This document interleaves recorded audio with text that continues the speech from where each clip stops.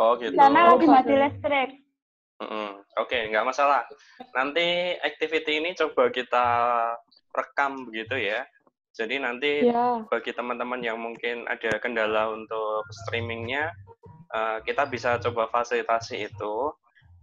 Tapi nanti juga saya sebenarnya juga tidak dengan pertemuan ini saja tidak cukup. Nanti kalau misalkan COVID-19-nya sudah mulai reda, kita pertemuan mungkin bisa kita nanti tegaskan ulang ya untuk beberapa poin tertentu begitu. Intinya activity ini kita coba desain untuk memfasilitasi teman-teman semua untuk belajar. Ya, gitu ya. Oke. Oke, sementara untuk sudah bisa menggunakan fitur yang ada di situ ya?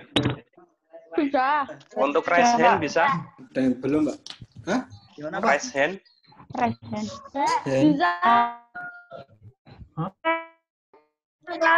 Yang mana, Pak? Raise hand itu.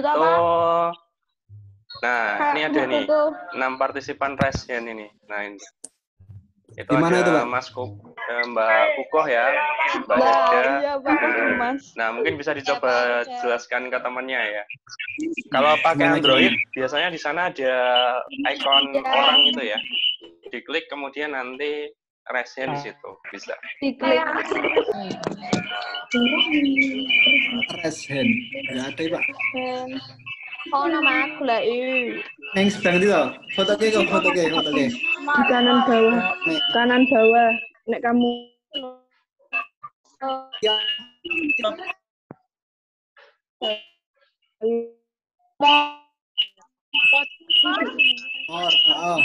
Terus nomor lurus kok. ini mau ini. Apa kuwi? Nah, oke.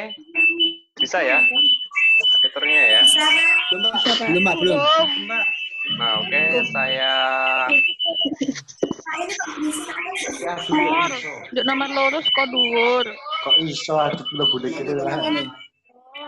Mau ora. Wis. Aku mau ngomong aduk. Dudera mlebu. Males kowe. Mama durung mama. Anak. Umi wis. Oh, henti kok. Nah. Kadari nang mor. Ini mau. Hand. Kilo. Oke, saya mute all dulu ya. Raise hand ra ono Saya iku. mau menjelaskan dulu biar nanti tidak terlalu gaduh ya. Ya, Pak. Oke. Nah, oke teman-teman semua, di sini saya jelaskan dulu ya nanti teknisnya ya. Nanti untuk teknisnya ini sebenarnya teman-teman tidak wajib untuk streaming secara penuh ya. Yang wajib streaming penuh adalah nanti Pak Arif ya, karena nanti saya yang menjelaskan. Kemudian nanti Pak Arif juga istilahnya adalah akan membagikan materi ya, membagikan materi untuk teman-teman semua bisa akses ya. Yang jelas nanti teman-teman semua kewajibannya adalah mendengarkan dan juga memahami setiap presentasi yang saya sampaikan begitu. Kita berlangsung kurang lebih selama 40 menit ya. Kita nanti kurang lebih selama 40 menit karena kita mata kuliahnya 2 SKS. Nah, kemudian bagi teman-teman yang mau instruksi atau bertanya, nanti silahkan mengangkat tangan ya dengan raise hand itu. Ya, yang sudah raise hand mungkin raise hand-nya bisa dinonaktifkan dulu dengan cara klik lower hand ya. Nah, itu. Nah, maka nanti waktu saya menjelaskan, kalau misalkan ada instruksi, Pak, saya kurang jelas, atau mungkin, Pak, saya ada kendala slide-nya tidak tampil, nah itu nanti bisa komunikasi dengan saya melalui fitur chat, atau mungkin bisa menggunakan raise hand, ya. Jadi nanti kalau fitur raise hand-nya diaktifkan, nanti saya akan beri kesempatan buat teman-teman semua untuk bertanya, seperti itu. Gitu ya.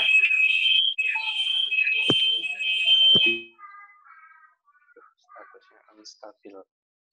Oke, gitu ya. Nah, kemudian pastikan teman-teman semua sudah mengetikkan chat nama dan juga NIM-nya ya di kolom sebelah kanan. karena itu nanti akan kita gunakan sebagai data bahwa teman-teman semua sudah mengikuti course ini, begitu. Kemudian nanti mungkin di tengah-tengah session, Pak Arif juga akan melemparkan beberapa pertanyaan yang mungkin bisa dijawab melalui fitur chat, begitu. Gitu ya. Cukup paham semuanya ya, insya Allah ya. Oke. Iya. Kita mulai ya. Sudah siap semuanya? Iya, Pak. Sudah, Pak. Sudah ya? Pak. Oke, siap. Nah, di sini Pak Arif punya materi. Sebentar, saya bukan dulu. Share screen.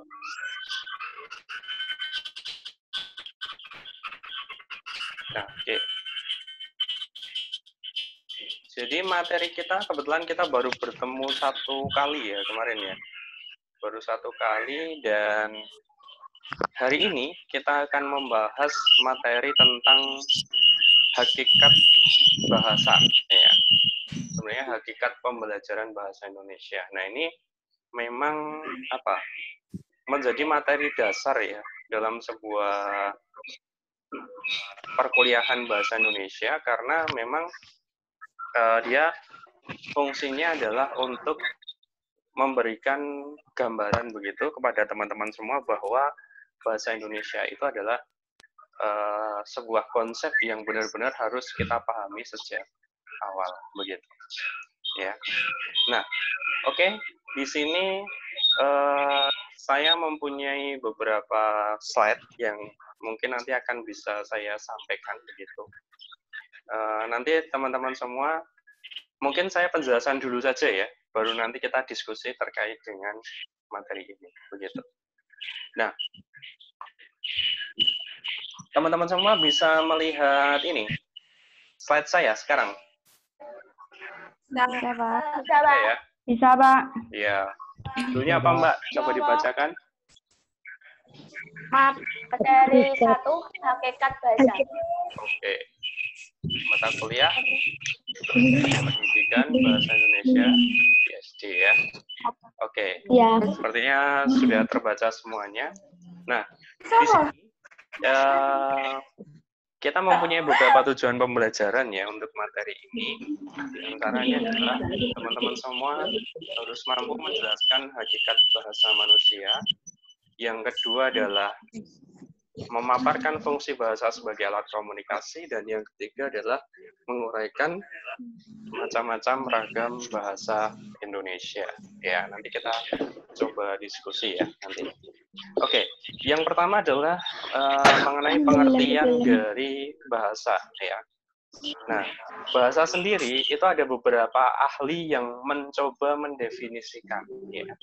Dan beberapa ahli ini tadi tidak ada yang salah, karena semua ahli itu mempunyai paradigmanya masing-masing begitu ya.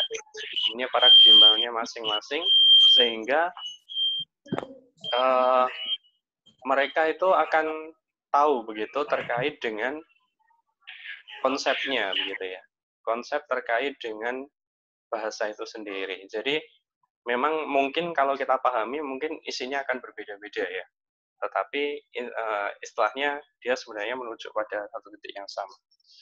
Yang pertama adalah bahasa menurut Wardog ya.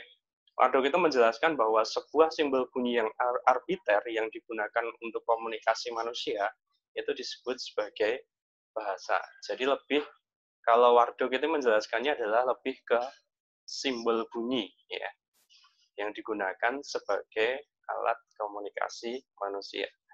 Nah, lebih lanjut, Webster juga menjelaskan bahwa bahasa itu adalah sebuah alat. Nah, kalau di atas adalah sebuah simbol, maka di sini Webster menjelaskan bahwa bahasa adalah sebuah alat untuk mengkomunikasikan gagasan atau perasaan secara sistematis. Nah, ini kata-kata sistematis ini tadi yang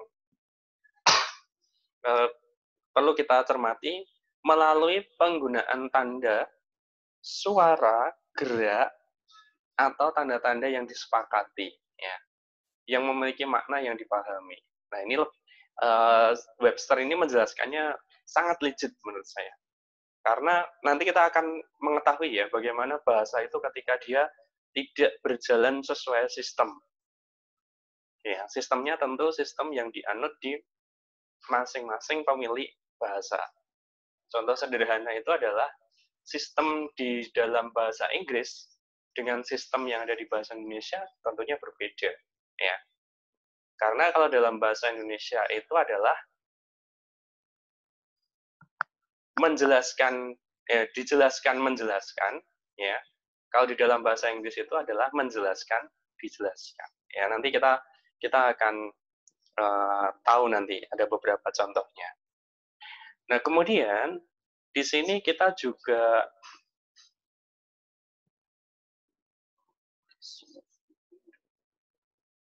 di sini kita mempunyai yang kedua adalah bahasa menurut Kencono ya, Kencono ini. Nah, Kencono ini menjelaskan bahwa bahasa itu adalah sistem lambang bunyi yang arbiter yang digunakan oleh para anggota sosial untuk berkomunikasi, bekerja sama, dan mengidentifikasi diri. Nah, mungkin teman-teman di sini mungkin bertanya-tanya, apa yang dimaksud dengan arbiter, begitu kan ya? Nah, arbiter itu adalah sesuatu yang sudah disepakati sekelompok orang tertentu, begitu ya.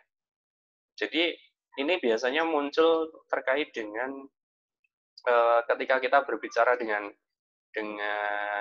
mungkin komunitas kita, itu pasti punya istilah-istilah yang tidak dipahami oleh komunitas lain, yaitu dinamakan arbiter, ya.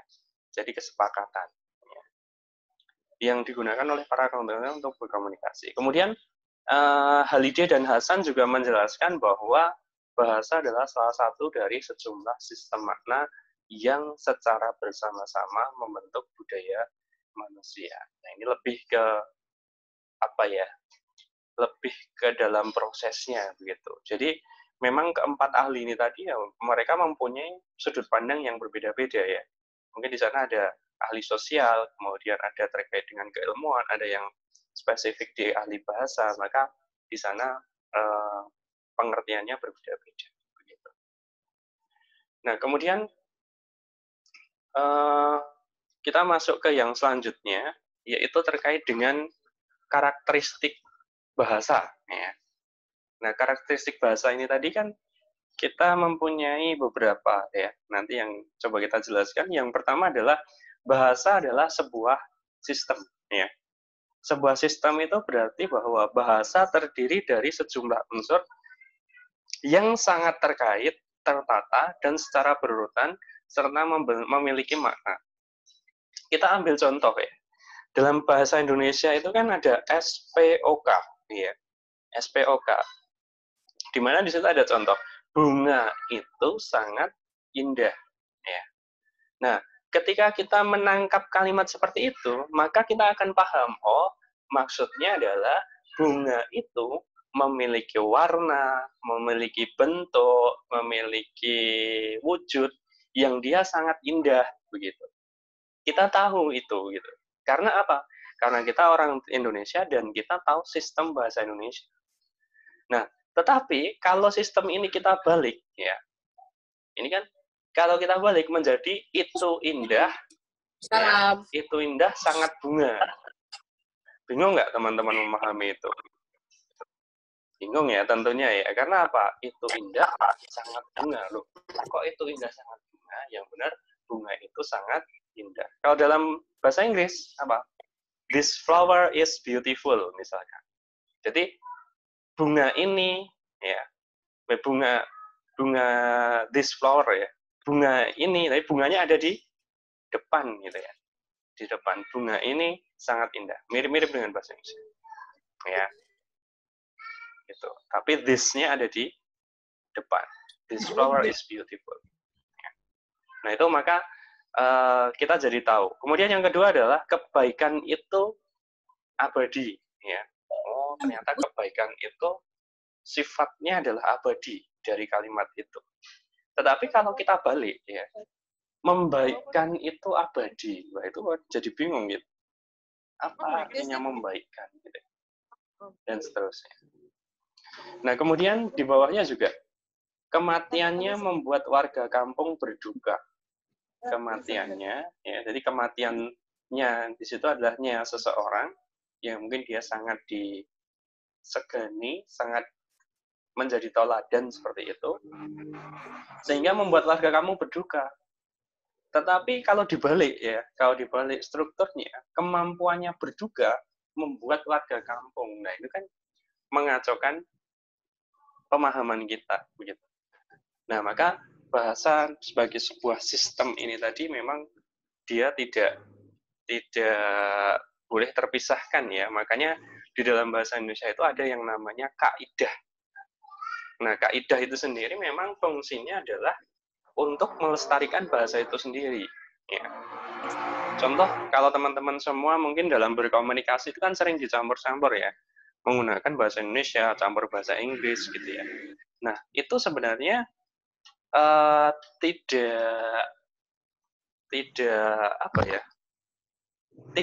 tidak membantu melestarikan bahasa sebenarnya. Karena ingat bahwa suatu bangsa itu disebut sebagai suatu bangsa itu ketika dia memiliki satu adalah lambang, yang kedua adalah bendera, dan yang ketiga itu adalah bahasa. Nah, kalau kita bahasanya dirusak, ya kan? Nah, itu maka akan berpengaruh sangat besar kepada kelangsungan bangsa ini. Nah, maka kalian sebagai generasi muda tentunya harus bisa ya menjaga bahasa Indonesia ya. Karena apa? Itu akan sangat membantu kita untuk menjadi negara yang maju. Dan sekarang jumlah penutur bahasa Indonesia itu sudah semakin besar ya di dunia. Ya, insya Allah bahasa Indonesia itu menjadi 10 besar bahasa dengan penutur terbanyak. Ya. Penutur terbanyak. Oke, kita kembali ya ke materi ini. Yang selanjutnya adalah bahasa merupakan sistem lambang yang arbiter ya. Yang arbiter di mana di situ adalah mana suka ya. Arbiter itu kata sederhananya adalah mana suka dan konvensional ya sebagai contoh. Bahasa merupakan sistem simbol baik berupa bunyi atau tulisan yang digunakan dan disepakati oleh kelompok sosial tertentu gitu ya. Sudah disepakati ya. Kalau kita warga Indonesia, maka kita sudah mempunyai kesepakatan bersama melalui apa? Melalui balai bahasa ya. Makanya istilah-istilah yang kita gunakan mulai dari gadget berubah jadi gawai gitu ya. Kalau kemarin saya meng-share itu adalah paperless, itu menjadi nir kertas gitu ya. Wireless menjadi nir kabel gitu ya. Nah, itu adalah istilah-istilah yang keindonesiaan banget gitu ya. Keindonesiaan. Jadi balai bahasa itu selalu memikirkan, dan kalian kalau pengen mencari istilah-istilah seperti itu, kalian bisa mendownload aplikasi namanya adalah SPAI ya. Senarai Padanan Asing Indonesia ya. Jadi itu ketika kita mempunyai istilah asing tapi bingung membahasa Indonesia kan, nah itu kalian bisa menceknya melalui SPAI itu tadi. Sehingga kalian akan lebih ramah terkait dengan bahasa. Dan menurut saya sekarang itu orang yang keren itu malah justru orang yang dia mampu menggunakan istilah-istilah bahasa Indonesia yang mungkin tidak banyak diketahui oleh orang gitu ya. Contoh kemarin kita membahas terkait dengan snack ya. Snack itu kan kita keren gitu ya. Tetapi ketika kita bisa membahasakan sebagai kudapan ya, itu kan menunjukkan bahwa kita itu mempunyai pemahaman lain tentang bahasa gitu. Nah, maka teman-teman bisa mulai belajar di sana ya. Itu untuk istilah-istilah seperti itu. Nah, dan kembali di sini ya, bahwa di sini ada contoh kasus ya. Suatu binatang yang bersirip dan bernapas dengan insang, itu kan kita sudah tahu bersama itu disebut dengan ikan ya. Entah itu ikan lele, ikan mas, ikan intinya dia ikan. Ya. Kemudian dengan menggunakan simbol tersebut, maka interaksi berbahasa antar penutur jauh lebih mudah ya. Contoh ini, ada seorang ibu ini. Seorang ibu mengatakan seorang anak ya mengatakan kepada ibunya, dia karena lapar gitu ya, kemudian mengatakan, "Bu, mau ikan," gitu ya. Nah, kemudian di benak ibu itu sudah mengetahui bahwa anak tersebut itu pengen makan apa? Ikan gitu. Pengen makan ikan ya. Tanpa anak tersebut mengatakan bahwa Bu pengen makan nasi yang sudah matang, kemudian ada lauknya ikan, ikannya yang digoreng dan enak rasanya, tetapi ibu sudah tahu bahwa anak itu pengen ikan, ya. Nah, maka di benak itu maka seorang ibu sudah mengetahui itu, ya. Atau mungkin di sini apa ya istilahnya adalah bahwa dengan bahasa yang sederhana seperti itu, kita sudah mengetahui konsepnya. Ya.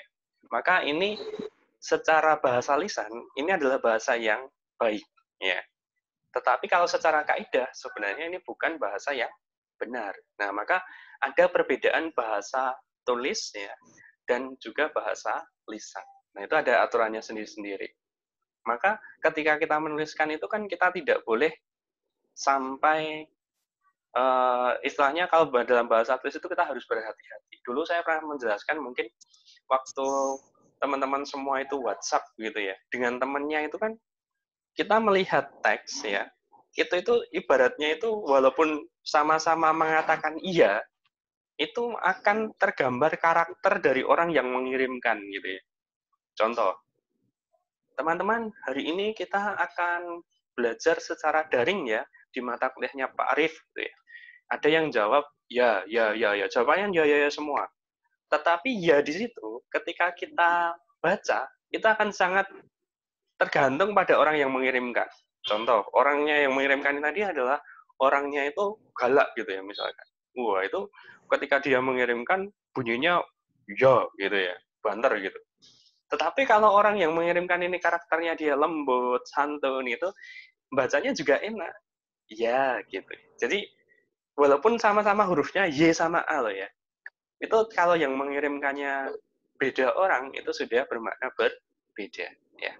Dan bahkan kata ya dengan iya saja kadang sudah mempunyai pemaknaan yang berbeda. Kata bapak dengan pak itu sudah mempunyai kesan yang berbeda. Nah, maka teman-teman kalau dalam bahasa tulis ya, itu pinter-pinter lah memilih pilihan kata, begitu. Nah, ini adalah bahasa merupakan sistem lambang yang arbiter, begitu ya. Saya rasa cukup mudah. Kemudian bahasa bersifat produktif. Nah, ini kita memahami bahwa bentuk fonim dan juga pola dasar kalimat dalam bahasa Indonesia itu kan sangat terbatas ya. Namun dari keterbatasannya itu dapat dihasilkan satuan bahasa yang jumlahnya tidak terbatas. Ya. Jadi kalau teman-teman semua mengecek kamus besar bahasa Indonesia itu kan sudah ada ribuan bahkan jutaan kata ya yang muncul ya. Dari contoh di sini ya, kita mempunyai kata baik. Ya. Kata baik kalau dia ditambahi per ya, maka sudah maknanya berbeda. Ya, jadi perbaiki. Jadi dapat imbuhan per dan juga